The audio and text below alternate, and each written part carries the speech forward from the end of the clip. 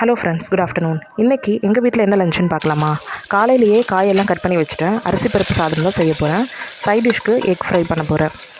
So அரிசி பருப்பு சாதத்துக்கு எண்ணெய் போட்டு கடுகு உளுத்தம் பருப்பு சீரகம் போட்டு தாளித்து வெங்காயம் ஆட் பண்ணதுக்கப்புறம் நம்ம கட் பண்ணி வச்சுருக்க காயெல்லாம் ஆட் பண்ணிக்கிறேன். கேரட், பீன்ஸ், ஸ்வீட் பொட்டேட்டோ போட்டுக்கிறேன்.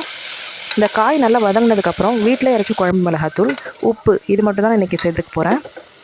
ஏன்னா என்னோடய குழந்தைங்க சாப்பிடணுன்றதுனால கொஞ்சம் காரம் கம்மியாக கொஞ்சம் மிருதுவாக இருக்கணுன்றதுனால 1 கப் ரைஸுக்கு 4 கப் தண்ணி ஆட் பண்ணிக்கிறேன். 4 கப் சேர்த்து சிம்மிலே வச்சு 4 விசில் விட்டு எடுத்தோன்னா இந்த ரைஸ் ரொம்ப சூப்பராக இருக்கும். ரொம்ப குழைவாகவும் இருக்கும். குழந்தைங்க சாப்பிட்றதுக்கு ஈஸியாக இருக்கும். ஸோ ரைஸ் வந்து ரெடி ஆகிடுச்சு. விசில் போட்டாச்சு. நெக்ஸ்ட்டு எக்கு வேக போட்டிருந்தேன். அதுவும் வெந்துருச்சு. ஸோ அதை ஃப்ரை பண்ணிக்க வேண்டியது தான்.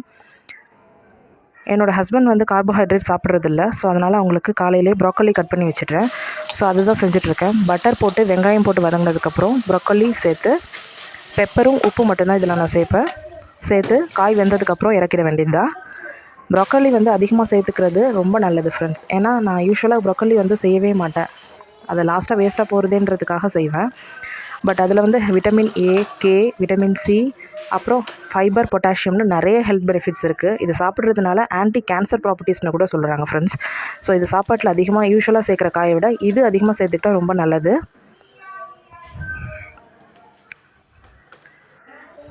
அதுக்குள்ளே 4 o'clock ஆகிடுச்சு. ஸோ அவங்க சாப்பிட்டதுக்கப்புறம் எனக்கும் சாப்பாடு சாப்பிட்டுட்டேன்.